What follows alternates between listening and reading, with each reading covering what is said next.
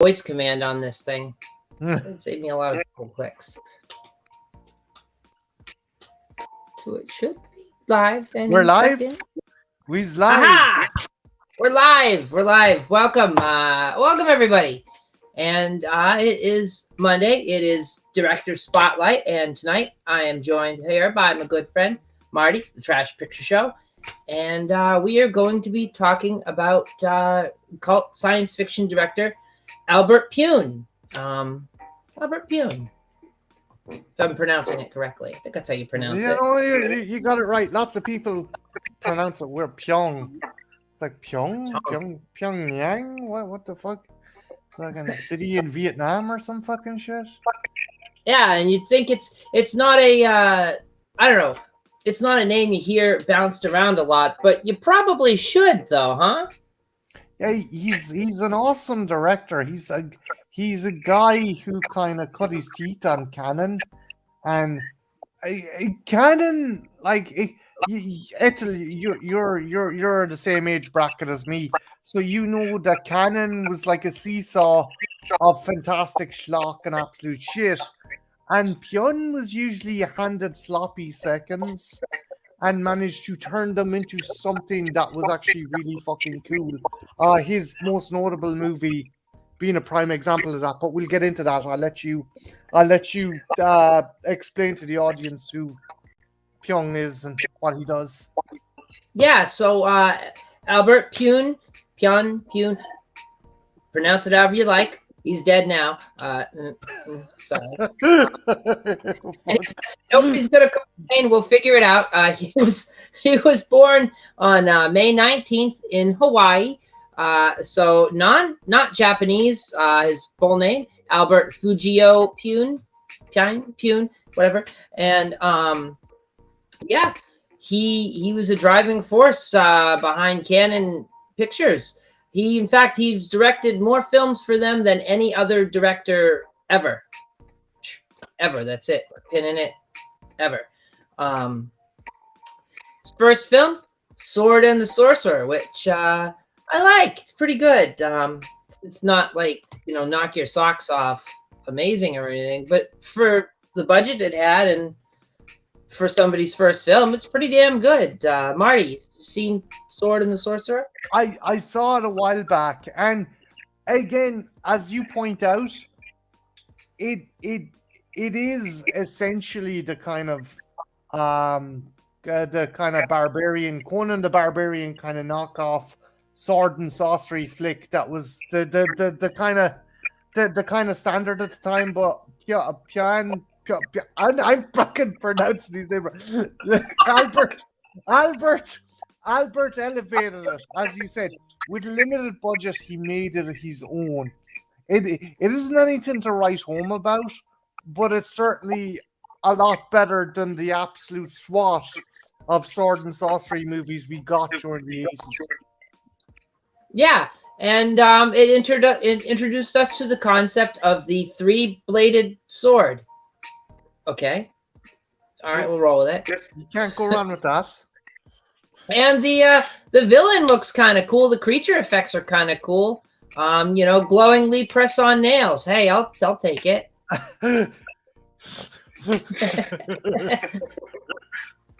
But no, it was cool, and it's a very basic boilerplate story. Knight, whatever, hero, whatever you want to call him, rescues damsel in distress, evil sorcerer / creature. Yeah, sword and sorcery. It's exactly what it is. And it actually earned, it was the highest grossing independent film of 1982. You could see as well, because it peaked its head. It didn't like fucking just jut out, but it peaked its head above mediocrity because of Pyun. And like the way he shot it, and some of the effects and some of the kind of designs and stuff, it was pretty cool. It was like, ironically, as I said, we'll get into this later, it was probably the best Masters of the Universe movie never made. In my opinion, anyway, Yeah, it was very. If they rebranded it, I could totally see it kind of wedging itself into that He-Man universe. Yeah. You just need good old Dolph in there, huh? Oh no! Again, it's just ironic that we're talking Masters, but I'm just excited to talk about how his most notable movie came about, and you, as I said, you have all the info there, so I'm gonna and let you discuss it. So just capping off the whole thing, Sword Sorcerer, highest grossing of 1982 for an independent film, did $36,714,000. So, take that. Pirates of the Caribbean 26. I don't know, it hasn't been made yet. I'm just making sure. But speaking of Masters of the Universe, Pyun was actually attached to direct the Masters of the Universe sequel, which never happened because everybody went and saw the first one and said, "Oh, I'm not watching that again. Want me to take this coaster again? One ticket per ride." So yeah, he was attached to do that, and he was also attached to do Spider-Man. He was going to do the Spider-Man movie. Then things happened as they usually do, and got canceled. And the problem with that was he was sort of like the wheels were already in motion on both pictures. So when they canceled it, Pyun was left with sets and costumes. What the fuck am I going to do with these? So he turned around. He did what any good director would do. He pulled a Corman, and he took everything that was already sort of half made or being made for those two films that are no longer going to happen for him. He rolled them together, and he made a film called Cyborg. I adore this movie. I love the fact that it wasn't so, and it makes sense as well when you think about it. The title was originally Slinner because that's the term for Jean-Claude Van Damme's character. He's the mercenary kind of Slinners. Slinners are guys who bring people across the wasteland. Because when you look at the movie, the cyborg really isn't instrumental. It's important to the plot, but like Van Damme's not a cyborg. The guys he's fighting isn't the cyborg. It's just this one woman, quote unquote cyborg. And she's more of an android as well. He used to bring her across the fucking desert or the wasteland, like. It's a kick-ass movie, and Van Damme is pretty badass in it. And I like the fact that originally it was the sets were that Skeletor came back and was going to invade Earth and turn it into a post-apocalyptic wasteland. And I was like, how the fuck is that going to work? But yeah, no, as you said, the arse fell out of both projects, and Pyun used what was left over to make this movie. Just imagine if we'd had Albert Pyun's Spider-Man. That would have been interesting as well. Who would he have as the bad guy? Was there any kind of detail? Did you, in your research, come across any details on the plot for his Spider-Man or anything? Who the bad guy was going to be? Or all I could find was it was going to happen. It got the wheels of production started rolling. Everyone got excited, and then at the last minute, they're like, "Yeah, we're not going to do this. It's not the right time," and it just didn't happen. What the exact are, I don't know. It's one of those things. How many films get started and canceled in Hollywood that we never know why? I mean, the list would be endless. Absolutely fill my little pad of paper up. It would. But yeah, the Cyborg released 1989. It was the fourth highest grossing film in the U.S. and it gave Jean-Claude Van Damme his superstardom status, or well, maybe not superstardom, but it was definitely a shot in the arm to his career. Yeah, it gave him those not Willis, not Schwarzenegger vibes. He was the Kmart action hero. I do wonder, like, Like, how did Van Damme kind of evolve from being a canon kind of vehicle to being his own thing? Well, you've got the likes of Michael Dudikoff, who's like an American ninja, and it's like, but people can recognize my accent. What? Why is this guy successful? I don't know. I don't know if it's charisma. Does he really show that much charisma in this movie? I still enjoy it, but he's hardly like fucking belting out an Oscar-worthy performance in this. Yeah, it's one of those things you never know why people get pushed and why other people don't get pushed. They'll push some actors and actresses that are absolutely like a rock. They just stand there and it's like they're reading off a teleprompter. And then you'll have a great actor or actress and they just do one thing and then their career just drops right off. It's weird. Yeah. All you need is Vin Diesel to say family in a movie and there's like, oh my God, the guy's a star. What? I still can't believe they'd shell out the money for Vin Diesel for those Guardians movies, and all he's going to say is one word 3 different times. In a couple different languages. He has to say it.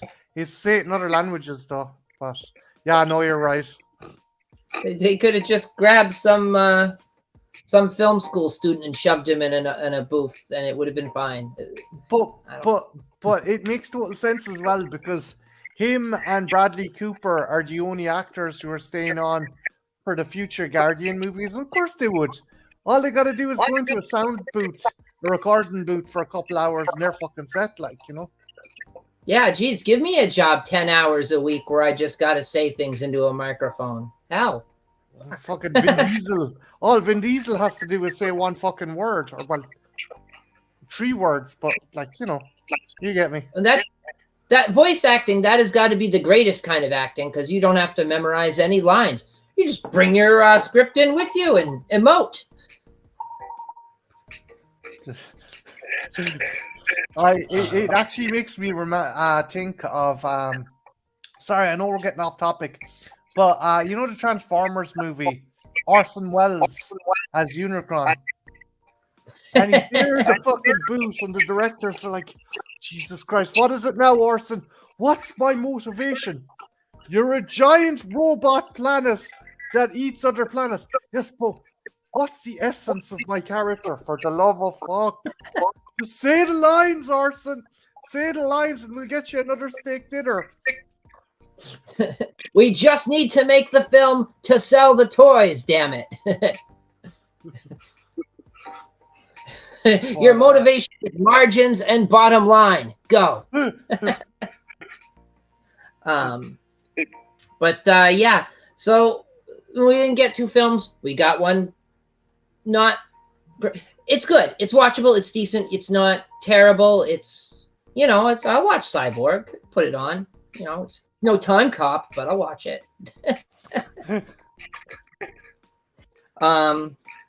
Yeah, so he made so many movies. Just to put things in perspective, from the years 1990 to 1999, 9 years. Well, actually, that's kind of a little less than 9 years. He made over 24 films.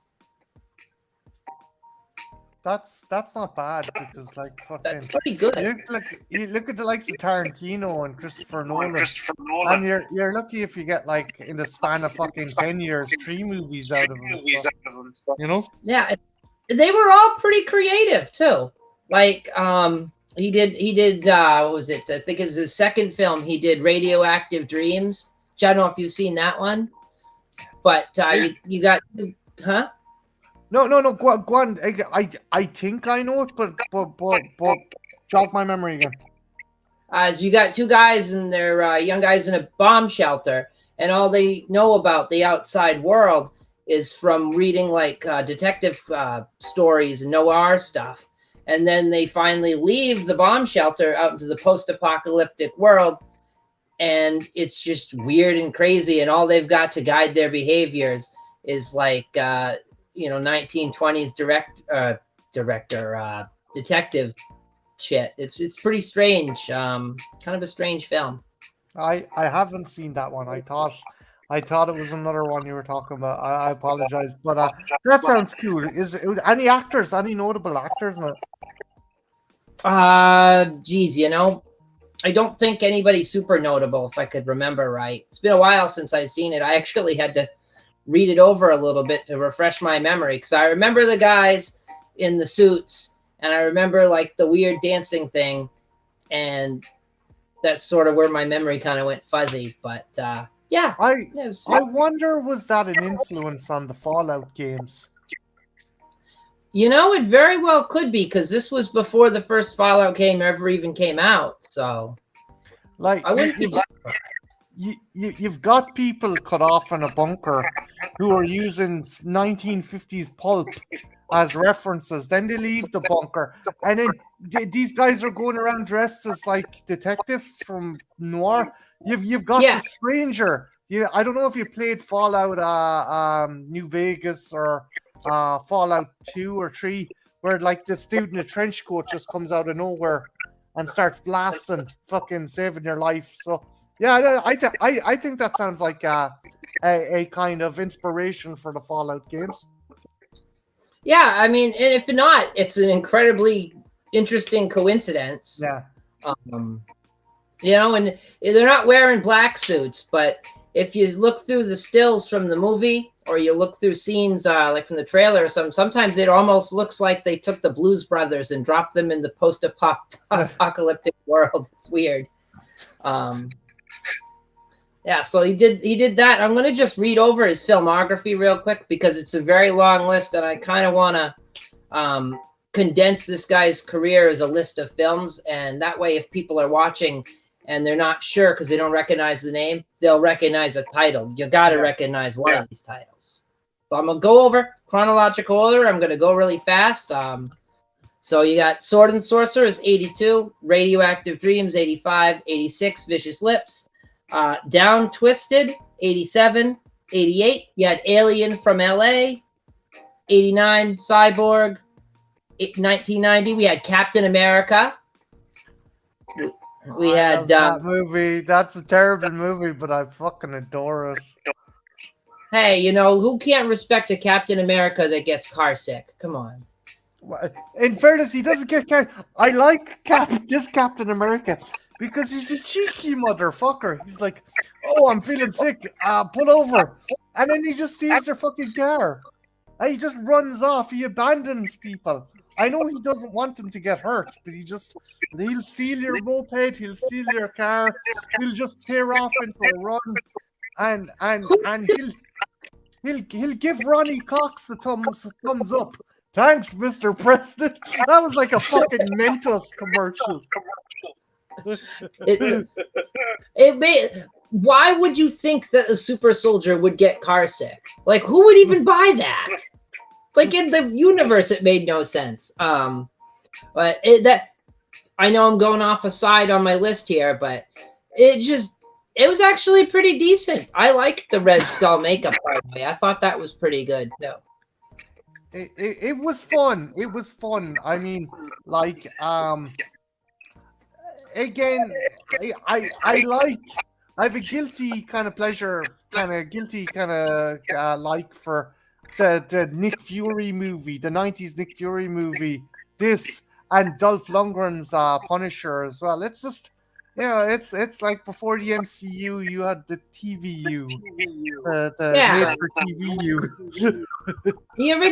the original Marvel universe that most of us grew up with before all you young kids got born and got all this fancy special effects and big name actors in your superhero films. What's the matter with you? Superhero films are supposed to be B movies, and they're supposed to suck.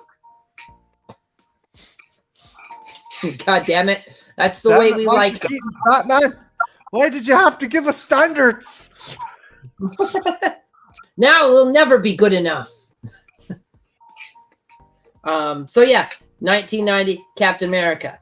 91, Kickboxer 2. 1991, also Blood Match. 1991, again, Doll Man. 1992, Nemesis. 93, Arcade. 93, Knights. 94, Hong Kong 97. 94, Kickboxer 4, 95, Nemesis 2, Nebula, 95. Oh, no, I already read that one. 96, Omega Doom. 96, Nemesis 3. 96, Ravenhawk. 96, Adrenaline. 96, Nemesis 4. 97. 96 is the year of Albert Pune. Jesus. He was like, who else do you know besides maybe a Roger Corman that's going to knock out 5 films in 1 year? No one. What is that? 97, Crazy 6. 97, Mean Guns. 98, Postmortem. 99, Urban Menace. 2001, Ticker. 2004, Max Havoc. 2007, Left 4 Dead. 2008, Road to Hell. 2010, Bullet Face. And finally, 2010, Tales of an Ancient Empire. So, like, that's a huge ass list. It's fucking, yeah. Again, as you said, it rivals Roger Corman for the content put out by one creator. Like, yeah, and you'd think, like, you mentioned his name, you'd think it would bounce around a lot, and like everybody be like, "Oh yeah, I know him. I've seen his name pop up on some movie." I mentioned it to some people. It's just like crickets. Like who? the What? fuck is Albert Pune? What? You've not? Jesus Christ! You've never You seen have to mention Cyborg? Captain Well, like, America?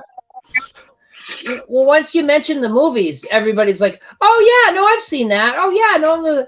It's one of those things where the director isn't the name. The film is the name. I have a question for you because it came out over here in the UK, I think, as Arcade. There is a movie that I enjoy. It has John Delancey and Ralphie from fucking Christmas Story. I remember because Ralphie tells someone to suck his dick because it's a teenage Ralphie, teenage edgelord Ralphie.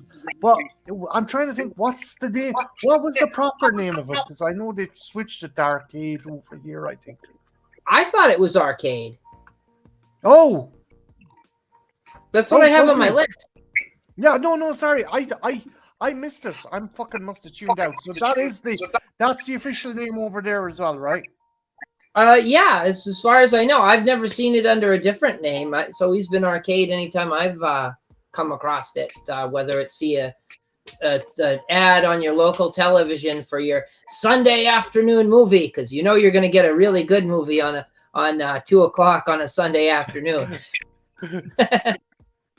They're not trying to just fill that dead space because a baseball game got rained out. Nuh-uh.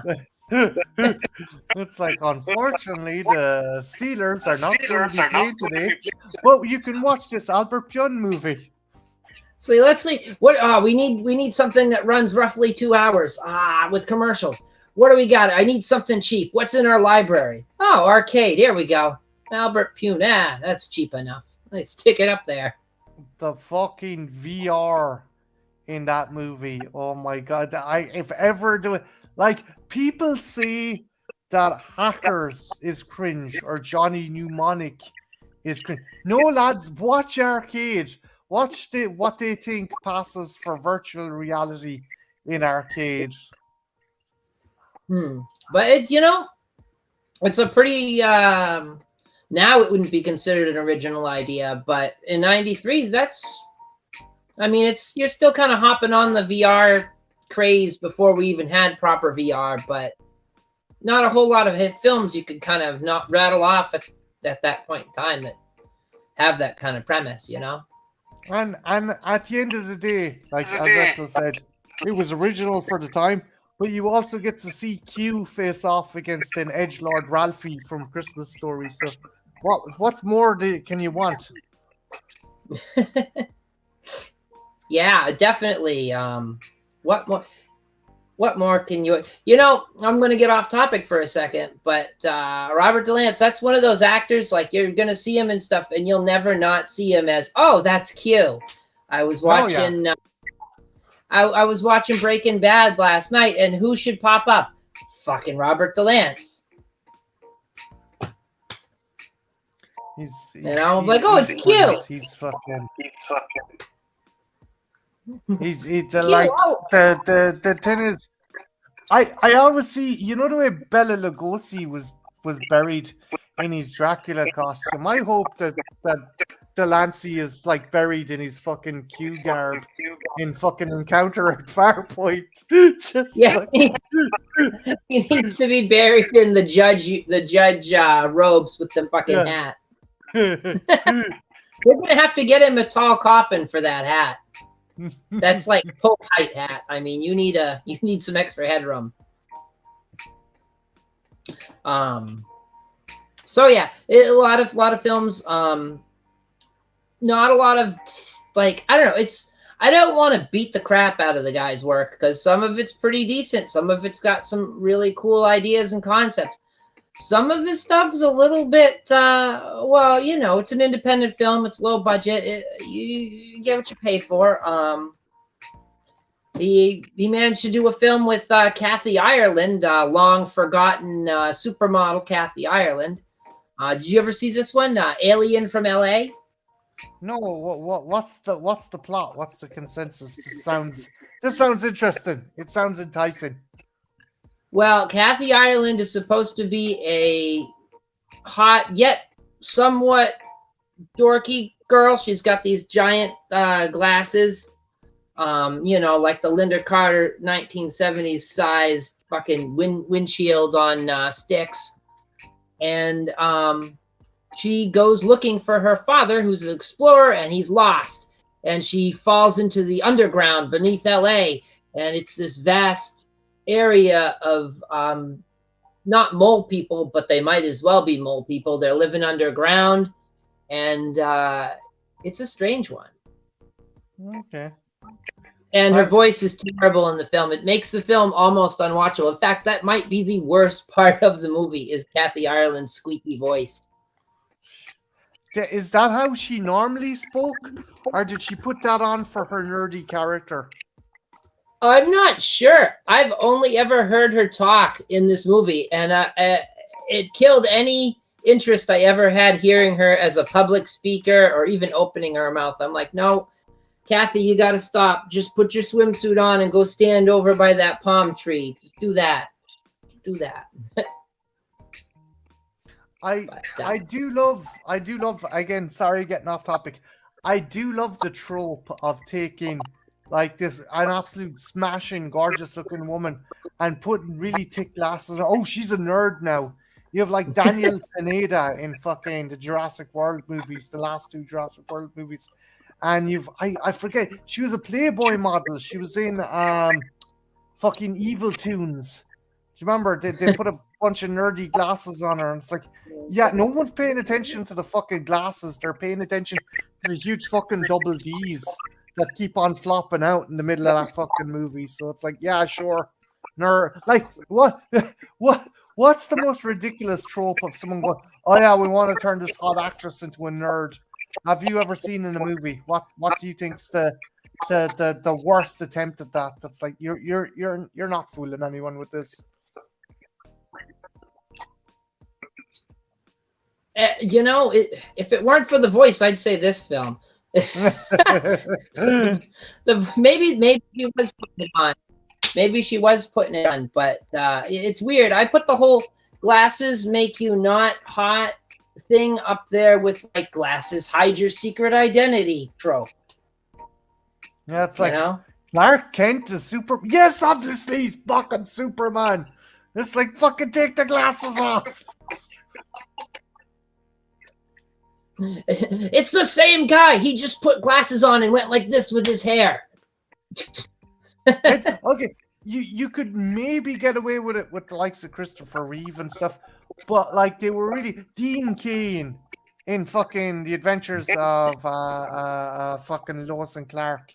It's like, it's the same fucking dude. Sorry, I got off on a tangent. Oh, well, you know, that's another example. That's another thing where they make somebody who's hot, and they, as soon as he's got the glasses on, he's Clark Kent. Oh, he's not really that hot or attractive anymore, except for like the occasional episode here or there where like, you know, Terry ends up oh, hey, Clark, that sort of thing where she's Oh, sort of yeah, into him. they've gone off on an assignment and they're sharing a motel or something, and Clark comes out with a towel, but his pecs are like fucking washboard pecs, and he's got the glasses on. And Terry Hatcher's like, oh, it's like, you fucking, fuck's sake. The only way it would be more ridiculous if he's got the glasses on, he's got just the towel, the chiseled bod, and maybe he's holding school books and some bullies come and dump them. Like, that's the only way to make it. Oh, fucking nerd! Get out of here, you unathletic nerd! What are you doing, baited? With your chiseled top? Oh, he's gay. What the fuck? What a scrawny loser. He looks like he hits the gym 4 times a day. What the fuck? But, what an asshole. He must do crunches. What a loser.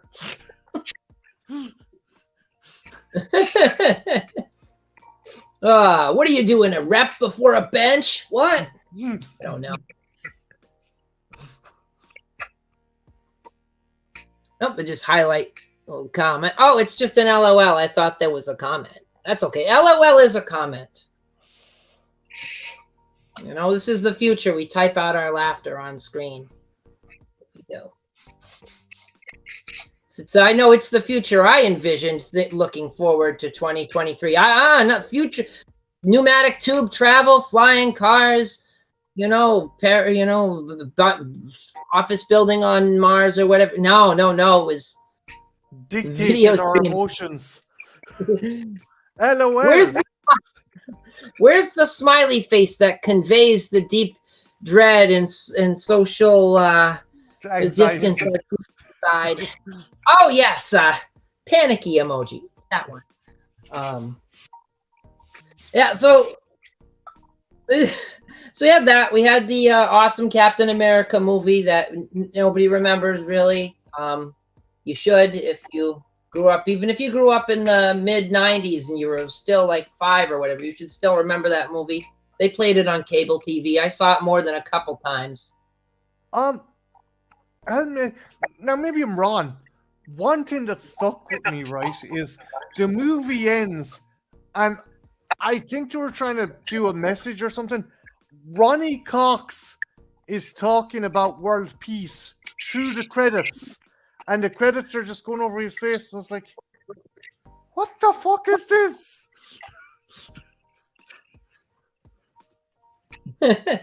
No, it's odd way to end it. Oh, weird. Captain America looks hilarious. Now there's another Captain America movie that's not that one where he's got a plastic shield and it's like clear plexiglass and he's driving a motorcycle. Have you seen that one, Marty? I haven't seen that. I haven't seen that one. As a canon as well? I don't think so. I think it's from I think it's like 79 or something. I have it on DVD upstairs. Yeah, I think that came in. I think I've seen it in a double pack with this one. But I haven't seen that one. I haven't seen that one. Again, I'm like you, I have a soft spot for that movie. It's silly as fuck, but you got a stop motion mutant rat that's been given the Red Skull serum. You've got Captain America fucking duct taped to a rocket.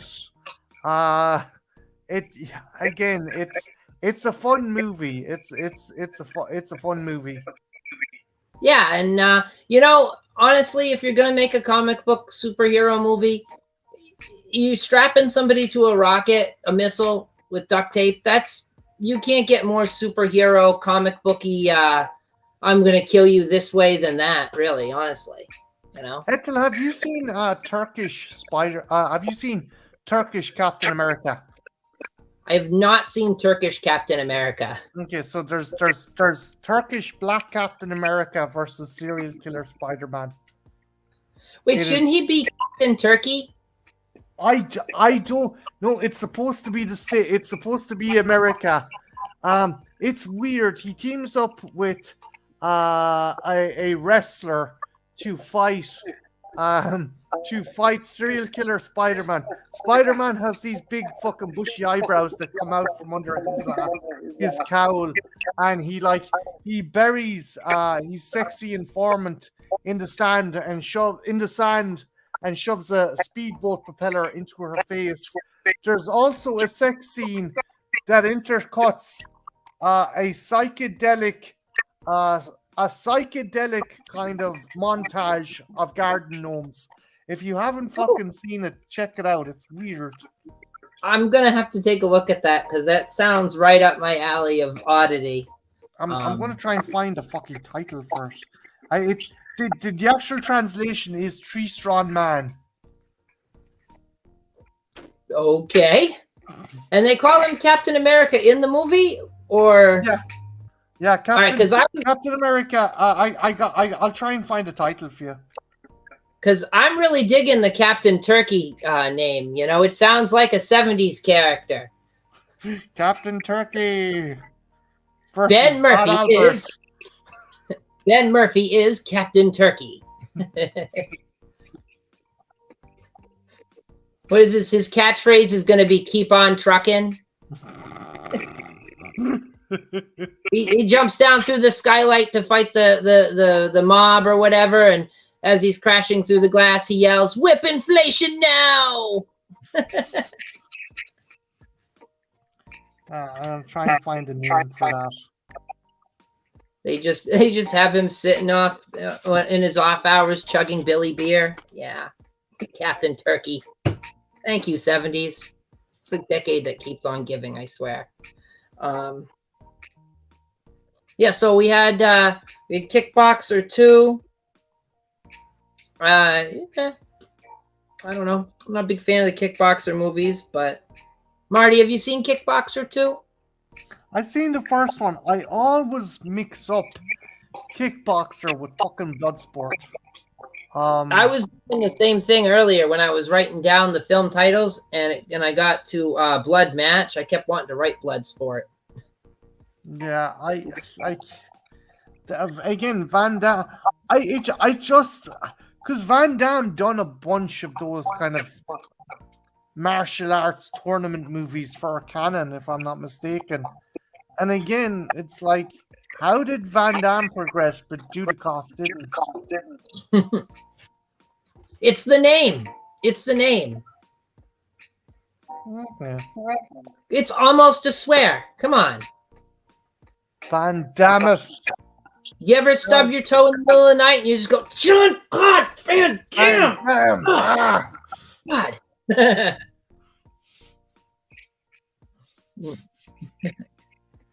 Yeah, be careful where you say that though. You can't say that in school. You gotta say Jean-Claude gosh darn, you know. You get that detention.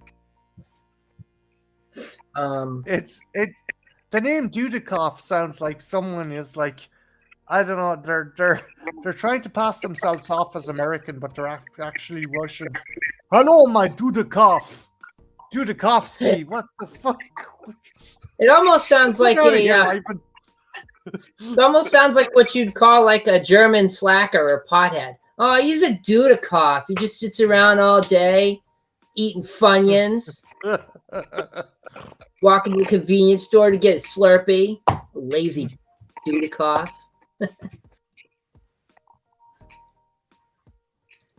Well, yeah, it's that's the thing. That Canon is like, has he got a weird name? Yeah, okay, we're casting him. Unless his last name is Norris, it better not be fucking American or English. Does he have a weird last name? Is he in to hang out in Los Angeles for about 2 weeks? And will he do it for really cheap? Yes, he's in. He's in. You know, that was like Corman. Will he do it for a free trip to Italy? All right, let's go. Get that passport. Yeah, see, Kara does it. It was Van Damme when she hurts her toe. So yeah, we got that. We did Arcade. We mentioned Arcade. Knights. I haven't seen Knights. chick with a sword on the movie poster. What more do you need? That's You know? every fucking sword and sorcery fucking thing. It's like even Deathstalker, like had Leanna Quigley mainly on the fucking poster. It's like, what the fuck? She's It's a killed good halfway through the thing. It's a good excuse to get a woman in barely anything and oil her up and have her hold a sword heroically. I mean, it'll sell. It'll sell the movie. You know, sex sells. Nothing wrong with selling a movie. What do you hate money? That would be the hardest guilt trip to pull nowadays. Well, wait a minute. You don't hate money, do you? You're not a communist, are you? What? We're so much better in the 80s. So much better in the 80s with that guilt trip. You're not a red, are you? You dirty commie.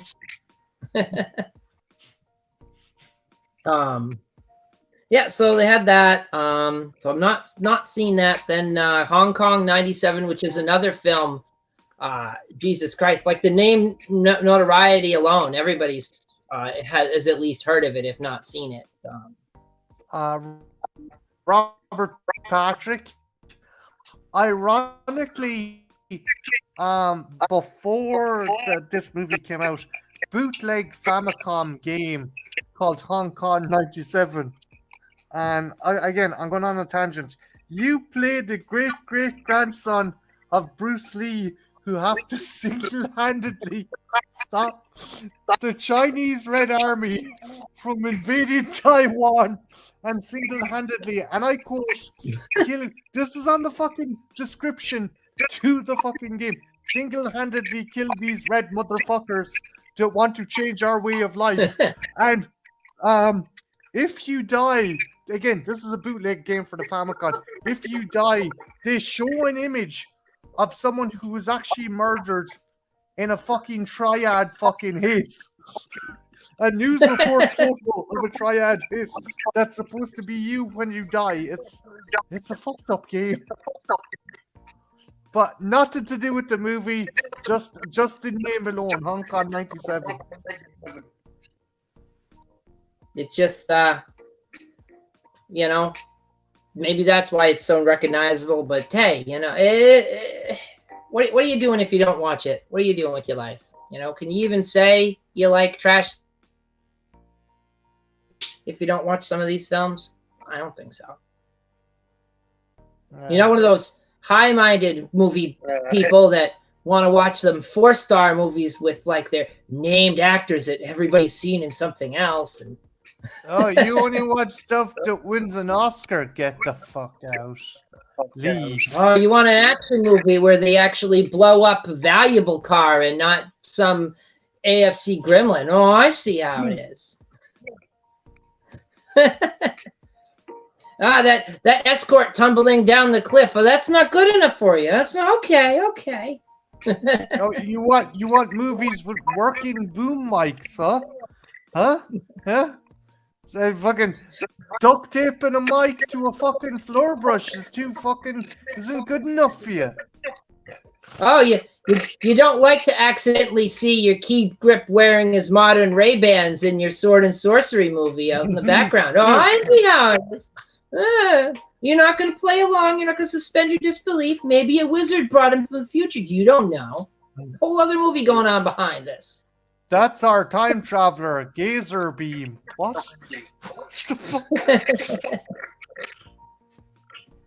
You're not even supposed to see him. That's an Easter.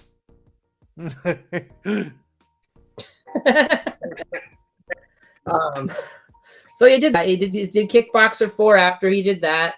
And then 95, Nemesis 2. So he went back, did Nemesis 2, which that's another cyborg centric film, the Nemesis series. I like Nemesis 1.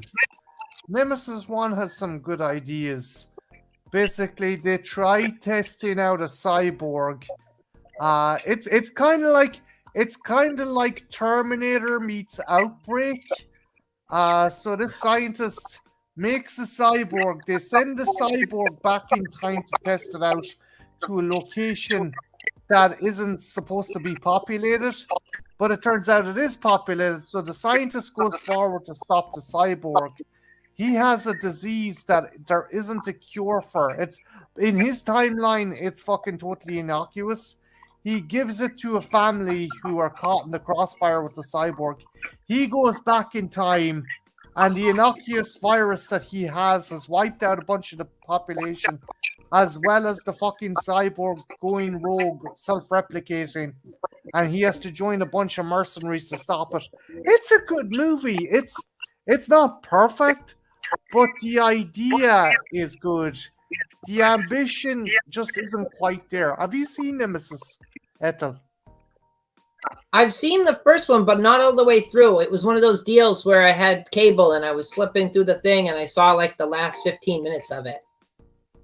Yeah, it's good. It's if you like sci-fi, if you like the likes of Screamers and say Leviathan, it's kind of that kind of tier. It isn't super low budget, but it isn't like fucking Alien or Terminator level. It's right in the middle there. It's worth a look. Kind of like Planet Terror levels of budget. Yeah, where you're almost there, but you just don't have enough Benjamins to get it done. Yeah. Which not slamming that movie. That's a pretty decent movie too. If people have not seen it, they should. Unrelated to our director tonight, but still, see it. Check it out if you haven't seen it. But yeah, no, cyborgs. It's common trope, you know. Year 2023, we still don't have any flying cars or cyborgs. I'm not complaining or anything. I'm just, you know, a little ripped off. That's all. We do have robots and computers now that can write scripts for people. Unfortunately, myself and Ethel haven't been able to avail of such tech. Hence the stream. Hey, you know what? Good. I take some notes. But what do you think? I'm gonna write down a script? That's no fun. All structured and even flowing, where people can get into the swing of what we're talking about. No, that's no fun. Right off the cuff, fly by the seat of your pants. That's how we do it around here. We'll do it live, goddammit. We'll do it live. God damn it, do it live. Live, I said. Yeah, so Nemesis 2, then Omega Doom came, which again, that's one I actually haven't seen. I don't know. That's a weird one. That's a really fucking weird one. So imagine the movie Shane in a world where, again, there's only cyborgs. You have Rutger Hauer entering a town populated by cyborgs, and the cyborgs are looking for bullets. They have guns, but they have no bullets for the guns. And there's kind of, again, it's like Shane meets Casablanca. Fucking kind of Rutger Hauer kind of aligns himself to one bunch of cyborgs and then switches sides. And there's a bar. Again, apparently cyborgs drink. Well, they have organic components. Maybe. He falls in love with a bartender, and she has bullets stashed in the wall of her bar, and it's like, it's a weird fucking movie. I didn't hate it, but I was like, at the end of it, I was like, what the fuck did I watch? Yeah, is it one of those films like it's something you want to put on when you're really sick and you've had a lot of cough medicine, so you're kind of in and out of conscious? Yeah. It's like, by the end of it, I was like, I think I get what happened. Rutger Hauer is fun in it. The other actors are just like fucking trying to fucking get from one end of the movie to the next. It's no Blade Runner. That's all I'll say.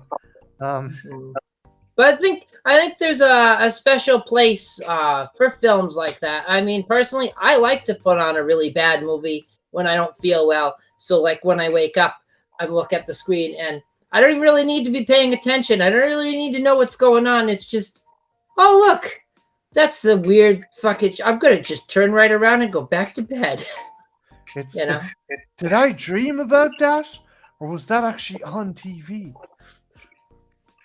Yeah.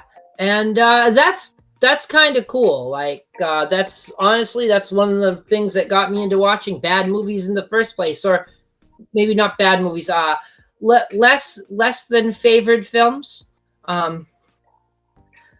Artistically economically challenged pictures. Cult. We'll use the term cult. Cult movies. Yeah. Cult movies. But no, that's one of the things that kind of got me into it. Is you come home from school or whatever, you're sick, so you're by yourself. You can watch whatever you want on TV, but it's daytime hours, so it's a crapshoot. You'll come across some weird ass movie like Crazy Six, and you'll watch it, and you'll be like, okay, I feel kind of ill. You'll fall asleep for 20 minutes. You'll wake up. I don't know what's happening, but I'm still watching.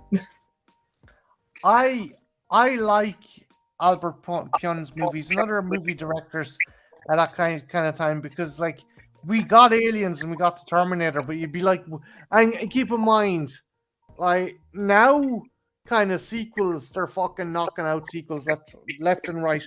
But back in the 90s, the early 90s, sequels were not the big fucking thing they are now. So if you wanted to see another movie that was like Alien or like Predator or like Terminator, you'd watch something. You'd watch a canon flick. You'd watch Nemesis. It's like, oh, this is cool. Or you'd watch fucking kind of other cheap kind of knockoff sci-fi movies. They were essentially, you remember when you went to like a pound shop or Kmart and stuff, and you got the Karate Turtles. They're not the Ninja Turtles, they're the Karate Turtles. Or the alien monsters. They're not the Xenomorphs. So these were knockoffs, but they were like, in some ways, they were kind of cooler than the other ones. It's like Aliens, or it's like Terminator, but with more tits, with more swearing. It's like trying to order your kid a knockoff action figure on eBay. Here we go. My kid, he likes cyborg cops. I'll get him this awesome limited edition Robert Cop action figure. I was just about to say, I love Robert Cop. Robert Cop. Have you seen Freddy Cougar? No, I have not seen that. Freddy Cougar. It's just like, God damn it. But hey, you keep your fancy Transformers. This is a GoBot house over here. Hey, don't knock the GoBots. They led to one of the best spin-offs ever. And Christian is going to give me shit, but I love the Rock Lords. I'm sorry, I have a Crystal Lord, okay? So what was I say? But yeah, sequels, not really a big deal back in like, all right, a film studio gives you money to make a sequel. You have to have had a really successful film first off to even have that opportunity back in the day. Then they give it to you. They're not going to give you the same amount of money. They're not going to give you more money. They're going to give you less money because they think that you're going to have a less of a return, because sequels always expected to do less money than the original, and historically they always have. It's the studios just, they don't have the faith that, as Ethel said, that they'll get the same return. So they're just like, okay, you're going to make a follow-up to this, but we're going to give you even less money. And it's like, it should be the other way around. Yeah. I mean, if you'd had a really successful film and you're going to make another film, you want it to be as better or as good as the first one, so it'll make the same, if not more money. So why wouldn't you pour more money in it? But they look at it, it's a risk, so they don't do it. Yeah. What do you get? If you got a successful film, but no one wants to greenlight a sequel because they don't want to risk it, you get Canon Films, or you get like what is it? I forget the name of it. You get like, or New Line, or New World Pictures. They'll make a movie. I call them coattail films. That's not an actual term. That's just what I call them, because they're riding the coattails of another movie, and they're doing it so hard that it's obvious what they're doing. Like a prime example, going back to Cyborg, we got Cyborg 2. Now, granted, we did. Okay, firstly about the Cyborg quote-unquote trilogy, none of these movies are connected in any way. I think maybe there might be clips used, like she goes onto a database and sees clips from the first Cyborg, but they're not connected by any characters or anything. But you got a very young Angelina Jolie, and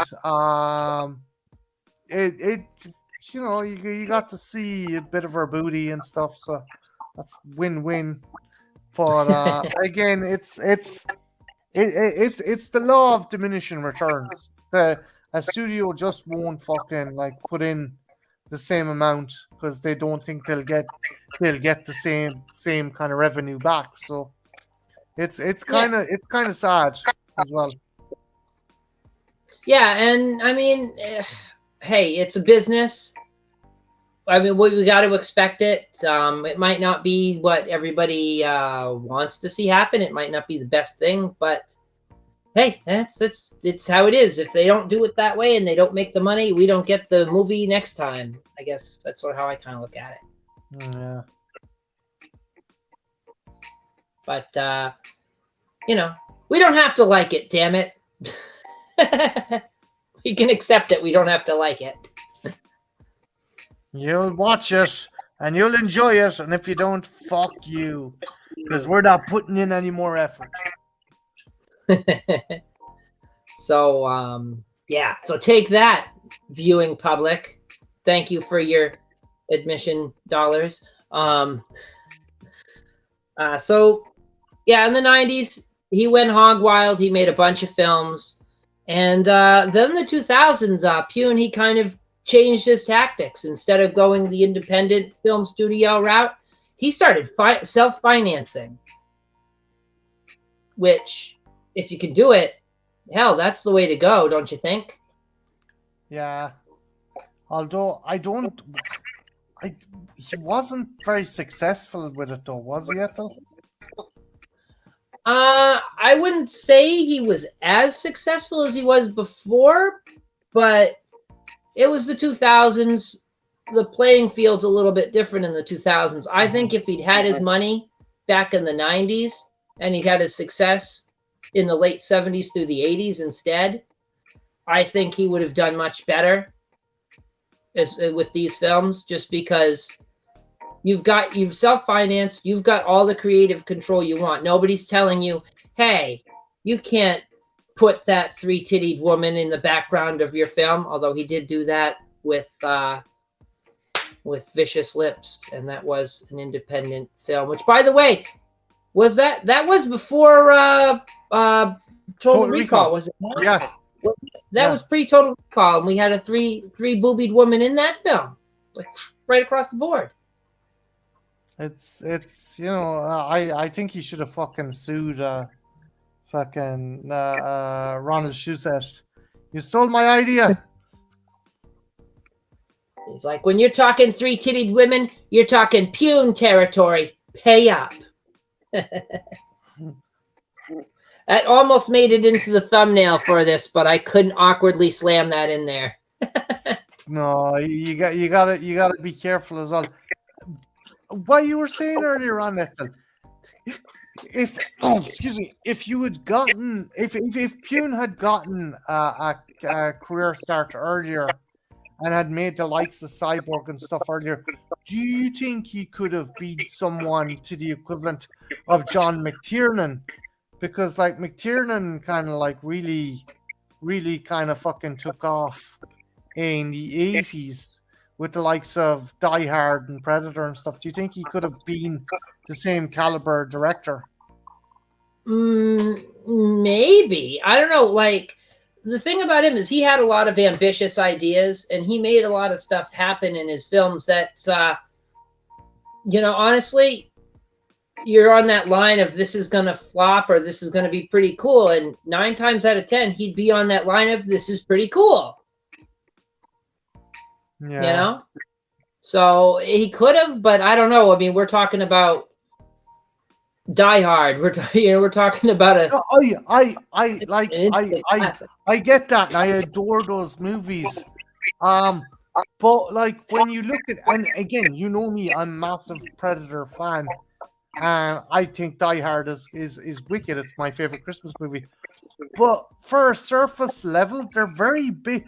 The plots and the ideas are very basic. But I think it's the cast that really make those movies. Not saying that McTiernan's directing isn't fantastic as well, but if Pyun had done something like Cyborg in the day, I think it would have been to the not to the same caliber as Predator or Die Hard, but fairly fucking close. It probably would have been a bigger film. It would have made more money. I'm pretty sure of that.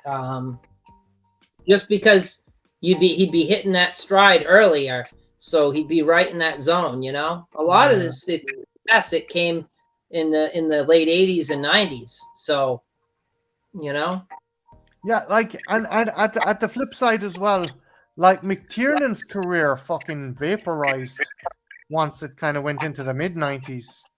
Fucking 2000s fucking Rollerball. That destroyed. That's actually a director I think that we should discuss at some stage as well, John McTiernan, because Christ Almighty, if ever there was peaks and valleys to a career, it's McTiernan. Yeah, that would be. We might have to do an True or Hollywood story theme for that. Jesus, I might have to switch up the format. Hiring fucking private detectives and people to bug producers and shit for role. That was fucking insane. But sorry, we're talking about Albert Pyun, but that's for another stream. We're not. That's one where we get going on the highs, and then it's like it's got to switch tones to a behind the music and then it all came crashing down. Oh yeah, the arse of the bus fucking just fell out halfway to the fucking schoolyard. But you know what? I'm gonna put that down notes for somebody we can do in the future, because there's some meat on them bones, their bones. Quite a bit. But so a lot of films. 98 Postmortem. That's one you don't really hear a lot about. I don't know much about it either. Seems like I've seen that one.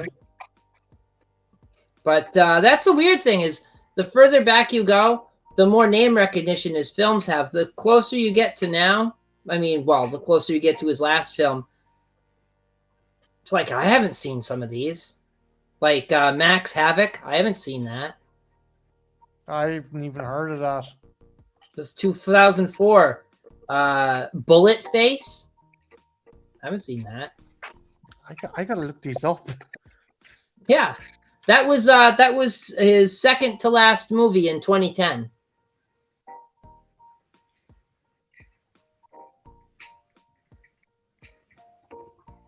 Which some of these seem like they're a departure from the science fiction genre, and maybe that's probably why I haven't taken a look into it. But no, I'm just glad he didn't fucking end up doing a bunch of Skinamax flicks to wind down his career, because a lot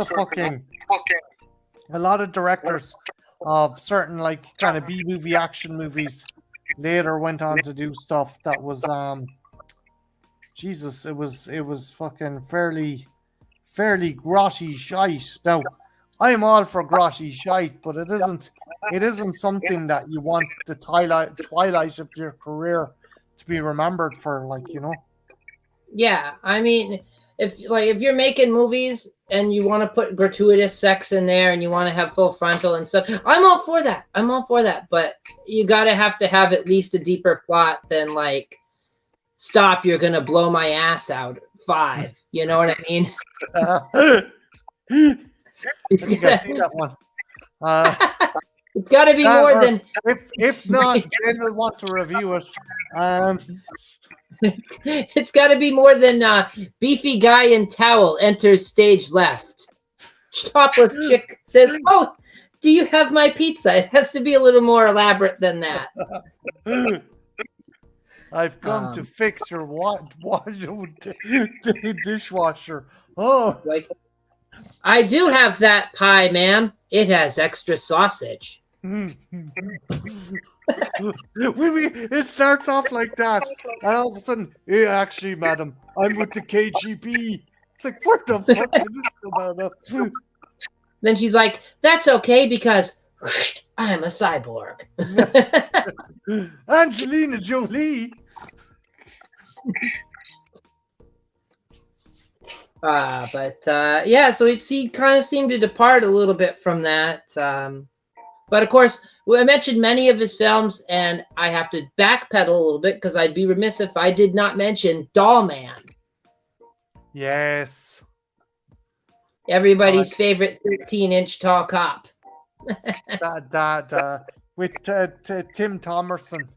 I adore Tim Thomerson.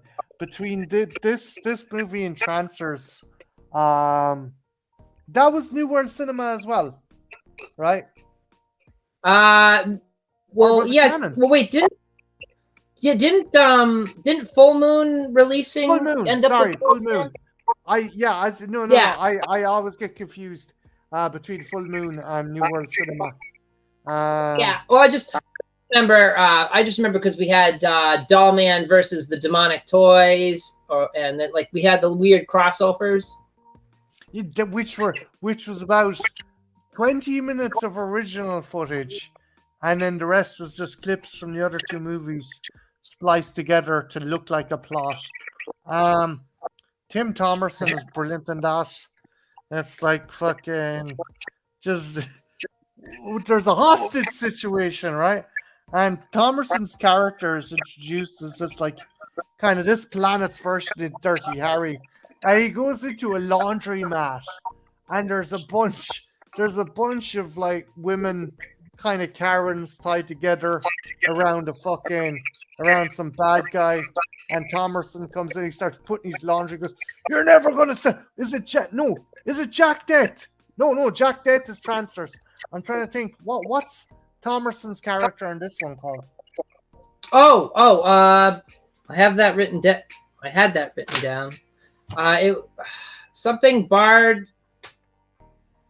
I can't remember. I can't remember. The bad guy's like, "Damn it, Thomerson, fucking detective, whatever the fuck. You come in here, I'm going to kill these people. Oh, you're not taking me alive." "I'm not here to take you alive. I'm here to do my fucking laundry." And he's just fucking his laundry into the washing machine. And he pulls out his gun. And there's like one kid that's been taken. "Oh my goodness, that's a Kruger blaster." "That's right, fat kid. That's right, fat kid. This is the most powerful handgun in the galaxy." And it's just fucking, he shoots the rope and then shoots the bad guy. And this is before any element of him being like a fucking action figure sized cop has started. And you're like, oh god. And there's another bit where he's watching TV in his living room, and someone opens up a hatchway and just starts firing into his fucking apartment. And you're like, what the fuck is happening here? But it works because it's so fucking silly and so bombastic. I love Doll Man as well, because when he arrives on Earth, he arrives in quote unquote the ghetto, but the ghetto looks like a post-apocalyptic movie. It's like all fucking burnt out, half demolished buildings. I'm like, what the fuck is this post-apocalyptic Earth? No, it's just fucking downtown Los Angeles apparently. And fucking he turns up. Oh, sorry, Ethel, go on. It's Los Angeles if they decided to film it in Detroit. Yeah, exactly. And he's like fucking Doll Man shooting up the bad guys and goes, "The fuck's going on? Urban renewal. And it's like bang, bang, and fucking Jackie Earl Haley is far too good for this fucking movie, but he fucking plays the part anyway. I'm sorry, I'm gushing over that movie. I just love that movie, and I love Trancers. What? It's a great concept for a film. It's cool. I like it. Tough as nails cop. By the way, he's an alien and he's 13 inches tall. Okay, take my money, please. Let me see this film.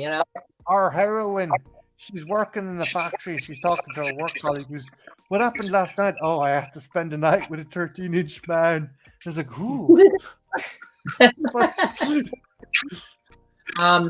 Which that brings me to my other thing. Now that I'm thinking of it, folks that are watching now or in the future or 5 minutes ago or 10 years ago, if you're a cyborg with a disease and you've been sent back in time, you can watch these films if you haven't seen them. Not all of them, but many, many, many of the films that I listed earlier, such as Doll Man, are available to watch for free with commercial interruption over on Tubi. And sadly, Ethel isn't being paid for sponsoring Tubi, although she should. You should be made fucking a host. You should be made a host on it. Hey, Wobby! Oh, we got Wobbs! Hey there. But yeah, it's unlike much like the situation with that app I like to shout about. I don't get paid for promoting their product, but if any executives watching, this is. They'll take some money. You give me money, I'll talk about your stuff. I could have mentioned Tubi like 30 times already if I'd wanted to. I'll just slip it in there. Ethel, sorry, I'm suffering from Alzheimer's again. What's that fantastic streaming channel that you recommended there? Sorry, I have a total mind blank. It's the great, awesome free channel Tubi. Yeah, you can get the app or you could go online. You just type it in there, Tubi.com, and boom, movies and television shows all at your fingertips. You don't have to pay a thing for it. No cable company. Yeah, see? Yeah, I got this in the bag. I got this by the ass. Where's my check?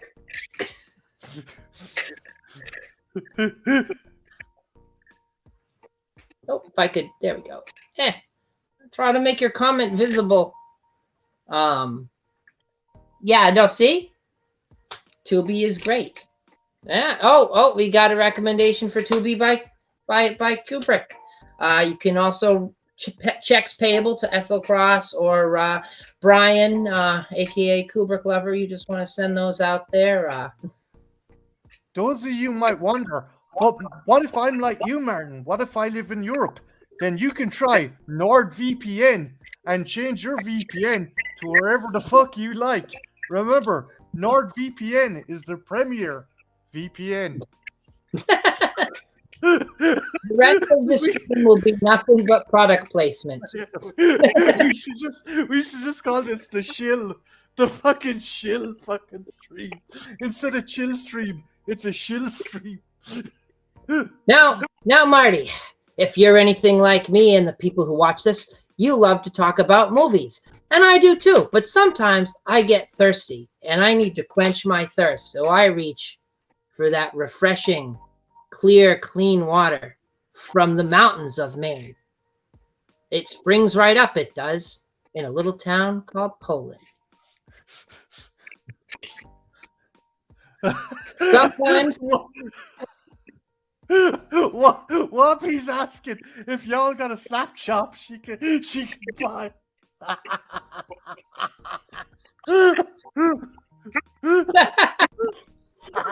Well, run out of the slap chop, but right now we've got the Ninja Bullet. That's right, the Ninja Bullet. Have you ever needed to dice and chop an onion really, really fine in less than 5 seconds? That's the Ninja Bullet. Available right here for $19.99.99 or 2 easy payments of $5.99.99. For anyone wondering, I'm not sure, but it is possible that Ethel is related to the Micro Machine Man. And sometimes, talking really fast as you do, you get kind of tired, you get kind of worn out, you need more vitamins. So, sometimes you just got to reach in for that 1.5 cup serving of vitamins. Wholesome, healthy for the whole family. Kids love it.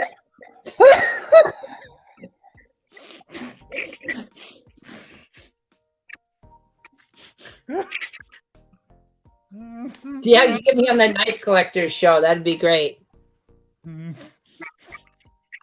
But wait, Wabi, there is more. No. Unfortunately, my career as a pitch woman, it won't get off the ground. So we must move on with talking about shitty movies. I mean, cult classic films. Oh, here we go.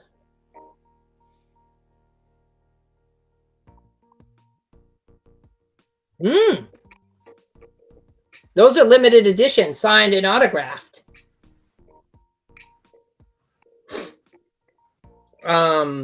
So mentioned all these films.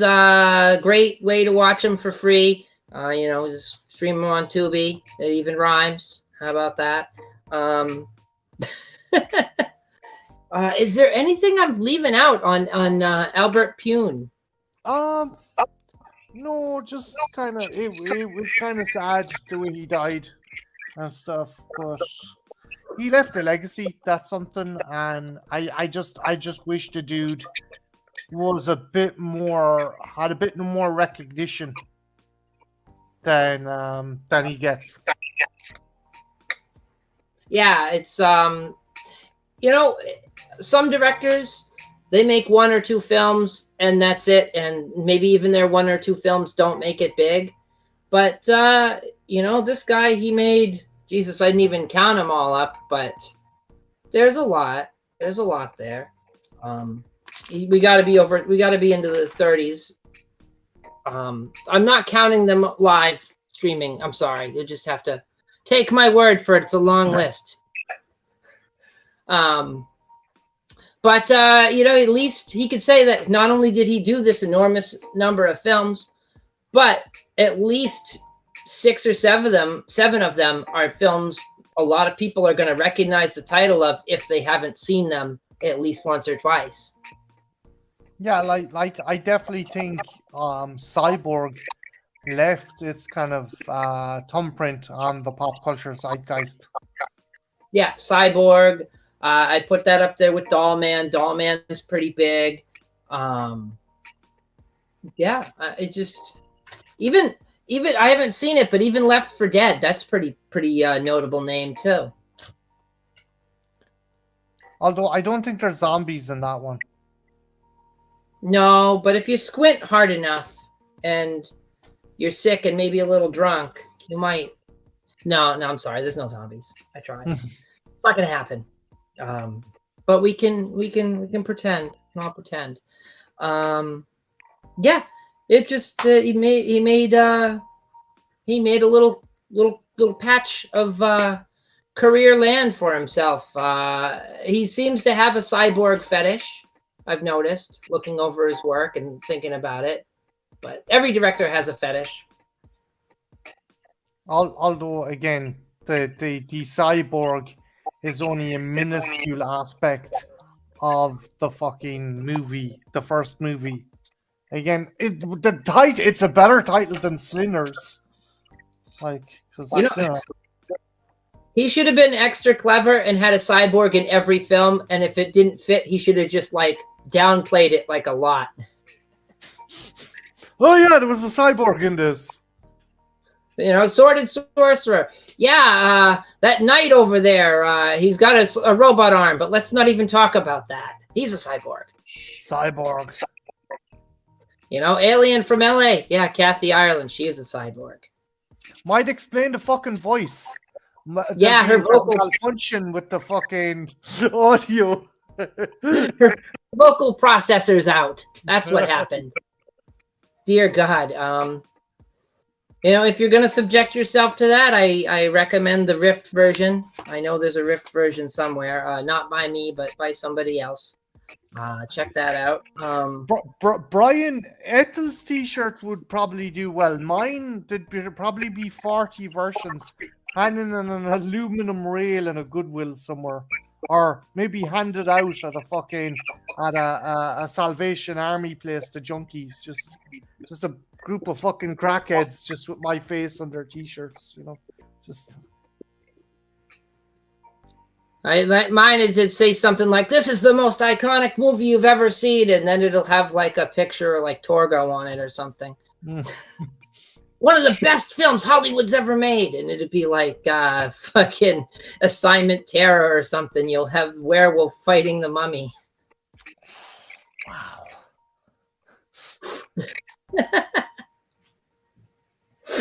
Oh my goodness. But yeah, I don't know. It's cool, and I like talking about directors and their little works and stuff. And maybe I should have gone in a little more in his personal life. But it's okay. Like again, he's noted for his movies. His personal stuff is a bit kind of mainly kind of notable for his death, and that's kind of, you don't want to fucking dwell on that shit, like. I mean, although I didn't, I didn't read too much into his death because I saw a little bit of something, and I'm like, but maybe should we bring that up? Should we mention it a little bit?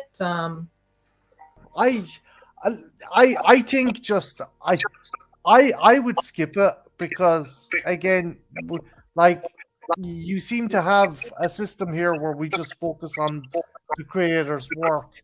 Now, people could argue why you thinking, because when we do John McTiernan, we are going to be talking about legal issues, but that is in direct connection to his filmography. So yeah, I think keeping it focused on kind of like the movie making aspect is the best thing to do. Yeah, and you know what? This is what I'm gonna do. I'm gonna leave it up to a vote. If you guys want me to stay with the format the way it is and kind of, gloss over their personal stuff and just focus on the work, then say cheesecake.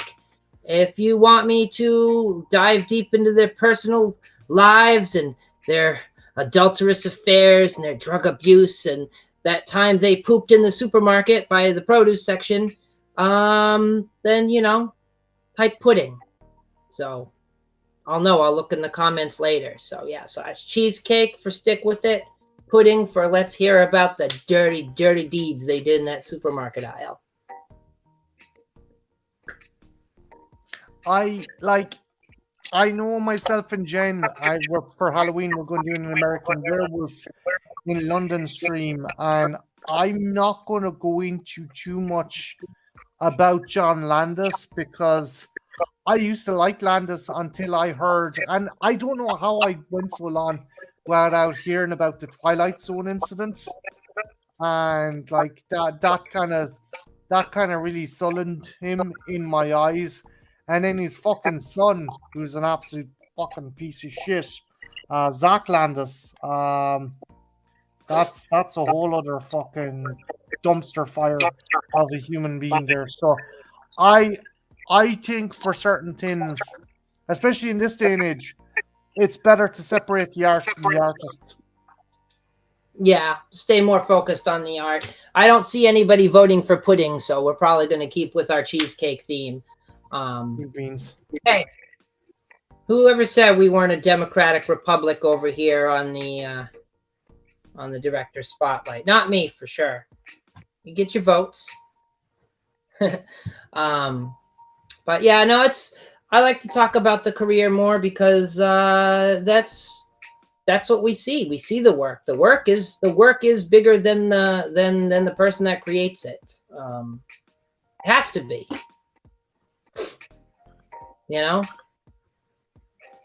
Because I do think like certain personal moments in movie making is funny and stuff.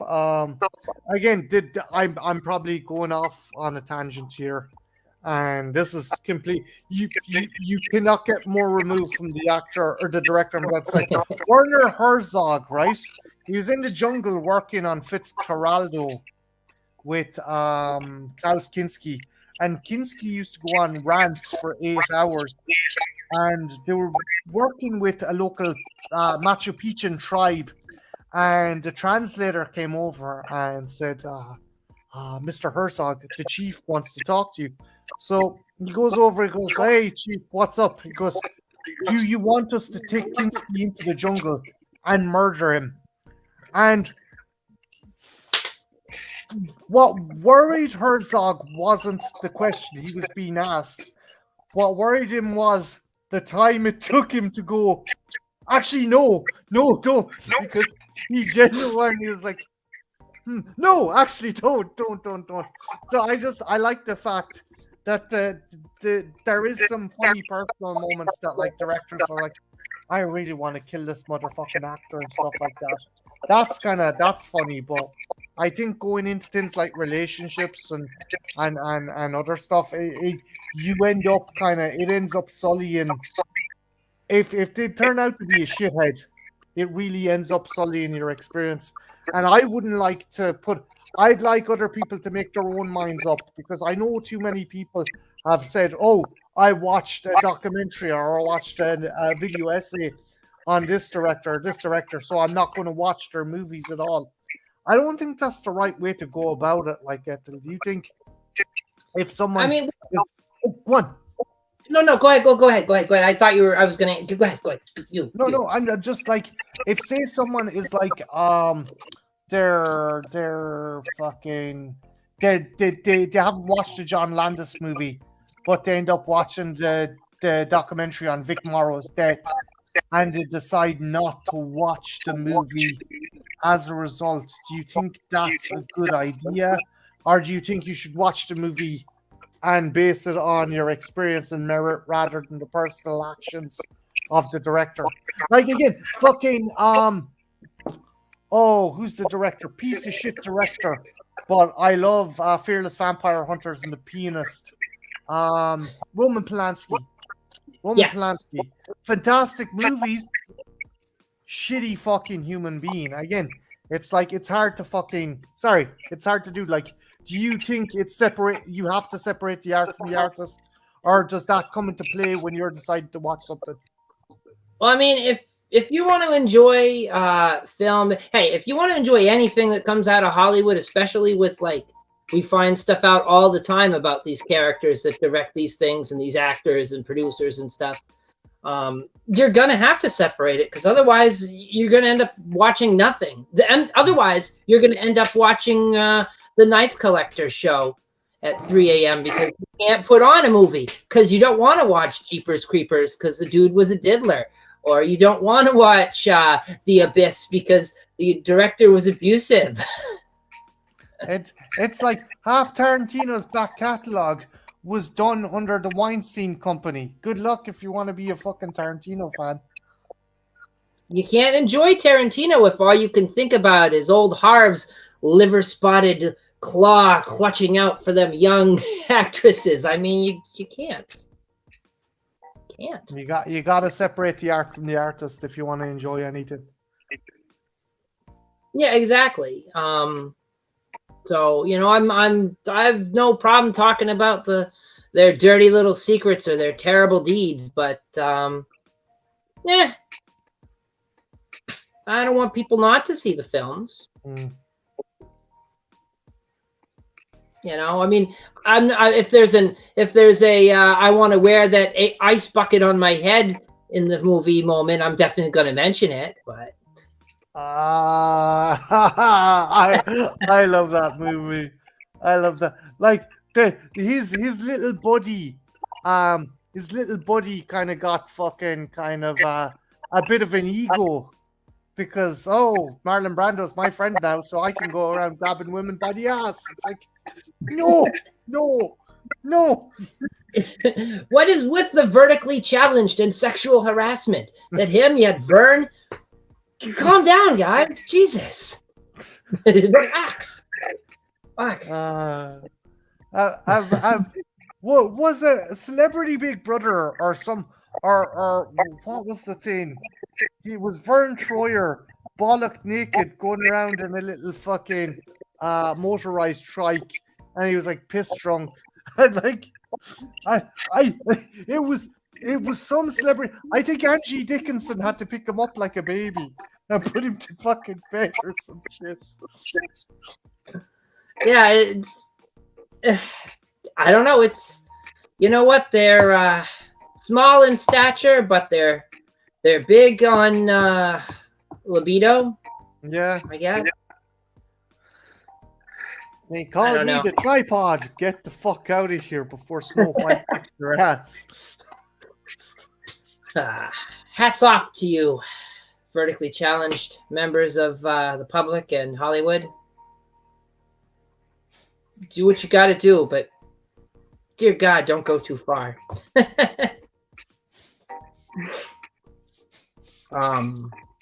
Yeah. So on that note, I don't know. Am I forgetting anything important about good old Albert? I think we covered all the bases and more so. I think we covered other stuff as well. Just like which was cool. Yeah, I mentioned he was Hawaiian. People might get confused. The middle name sounds Japanese, but he's Hawaiian. So I'll make sure I'm, American director. Go America.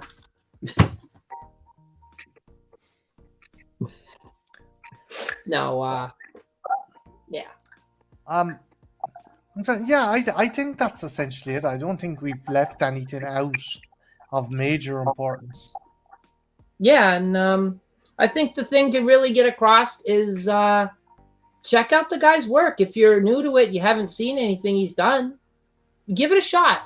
It's hell, half of it you're going to be able to watch for free anyway. I mean, suck it up. Watch that Pert Plus commercial you've seen a dozen times. You're going to see a movie. Come on. And hang out for the ads. Didn't cost you anything. Damn. And Ethel, where again can they watch such fine pieces of cinema? Why, you could see that on the free streaming site, Tubi. They have original films now. Did I mention that? They're doing their own productions? No. Please, divulge more about these original films. Why, yes. You got all original programming as well as your favorites from yesterday and today. Streaming for free. Just watch a little ad, just like you used to on your TV. Oh. And remember, if you aren't stateside, use NordVPN. Yes. And what was the version you guys had over there in Europe? Because you guys don't have Tubi. You have something else, but it's the same thing. I think it's Roku. Oh, it's Roku? I think it's Roku. I could be wrong. Oh, okay. I thought that was the thing that's a stick and you plug it into your television set. I think that's how you get it.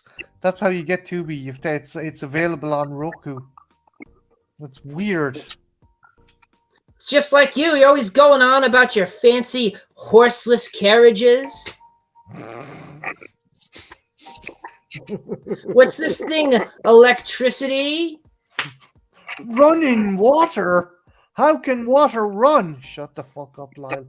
Yeah, you keep it. You stay in your house with the lightning in the walls. It could get you at any second. I got my shack made of sticks and hay. Doing fine over here. Yeah, so check it out. I recommend Doll Man. I recommend Sword and the Sorcerer. I don't recommend Alien from LA unless you have the official Alien from LA earplugs. Put them in. There'll be there's an indicator on the screen every time you need to put them in. You'll see this attractive woman with giant glasses and big hair. As soon as she's on the screen, you just put your earplugs in. Enjoy it that way. Other notable ones, Cyborg. I recommend Cyborg. Check out Nemesis and Arcade. And hey, you know what? Check out Radioactive Dreams because it's a trip as well. Marty, you want to recommend any of these films before I wind us down? If you have a big bag of fucking pot, check out Omega Doom. Yeah. By the way, if you're looking for a big bag of pot, there's Shifty Pete down over on 32nd and 4th. Make sure you ask for the pineapples so he knows you're not a fed. And if you do buy your product from Shifty Pete, you will get a 20% discount for NordVPN. Right, protect your data just like you protect your stash, locked in a steel tube. That's like your information. Just remember to use the code. Hey, dear Shifty Pete.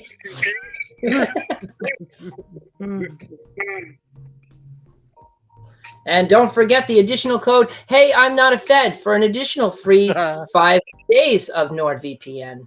That's a total protection for your dirty pleasure. Yeah, so anyway, that was our analysis on the career of Albert Pune. And yeah, Marty, what's new? What's coming in the old turnpike of entertainment from your channel? What's the next thing? I am because they done so well. I'm going to be doing a couple more video game reviews. Next video game I'm going to be reviewing is Predator Concrete Jungle, and then possibly after that the Tin game, which is the official, according to John Carpenter, the official sequel to his 1982 movie, The Tin. So keep your keepers peeled for that. And Jen and myself want to do a trash fire. Jen wants to do the Roseanne TV movie. I don't know why, but it's apparently got a guy trying to take off Tom Arnold, and yeah, I'm dreading that fucking thing. But still, oh, it could be worse. It could be worse. That should be good though. That'd be good for trash fire. All right, and it'll certainly live up to the name if the trailer is anything to go by. Yeah, you'll have plenty to poke fun at with that. That's for sure. Oh, we got Brian. Hey, Brian wasn't on the panel, but check out his music videos on his channel and his guitar streams. 6 to 7 p.m. Eastern Standard Time. Sundays only here on YouTube. Yes, check. There we go. We give everybody a little chance to plug their thing. It's all good. Oh, hey, TYTD Reviews is going to check out some of these films, so that's good. Write them down. Taking notes. Should all be taking notes. There's going to be a pop quiz on this later this week. You're not going to know when, but it'll happen. Go. Write it down. And check out the upcoming video game reviews from Marty and Trash Fire. That's going to be great. And as for me, I got another one of these director spotlights coming up, possibly next week, possibly the week after. I got to see what you know. What it is I gotta look at the dartboard, and I gotta throw the dart, and I gotta hit the name on there for it. And sometimes I had too much to drink, and I don't even hit the board. So. Damn it, you can convince them you have some kind of professional, elaborate system for picking these directors. But yeah, no. So stay tuned. You can keep abreast as to what is going to happen. Usually an hour or half an hour before I do it, because I'm not promoting myself as much as I used to. But you can check it out on Twitter at _Ethel_Cross_. And, you can see what I'm up to. And you can even talk to me on there if you want to talk to me. I'll talk. Do it. I make the mouth words. Yeah, I want to thank everyone that stopped in. We had Kara. We had John Steele. We had Brian Kubrick Lever. We had TYTD. We had am I missing somebody? Wabi, we had Wob. We had Wabanashi. Check her out over on Twitch. She does a lot of Twitch stuff. It was always good to have her in the audience. And yeah, if I'm forgetting anybody, I don't know. Go on to Twitter and tell me to fuck off and give me a middle finger. I'm sorry. I don't know. And if you like this, new format thing I'm doing, we're talking about directors and movies and stuff. Go ahead and give this video a thumbs up, and give it a thumbs down if you think it sucked. Maybe leave a little comment, share a little love, share a little hate. Oh, and before I go, yes, Brian, something will be happening on Halloween, and something will be happening the day before Halloween, of course. Gotta rep Halloween. It happens. Anyway, so do that, and if you think I suck, leave a negative comment. That works too. You might make me cry a little bit, but I can take it. Be harsh. It's fine. Me, on the other hand, if you leave a negative comment on Hell's channel, I'll break your fucking teeth. But that's just me. That's a near-jerk thing. So just, So, yeah, don't forget to get your pet spayed or neutered. No, that's Bob Barker's line. I'll be back in 2 minutes and 2 seconds. No, that's Love Connection. I don't know. See you guys later. Adios. ciao. Gone. Come on. Do it.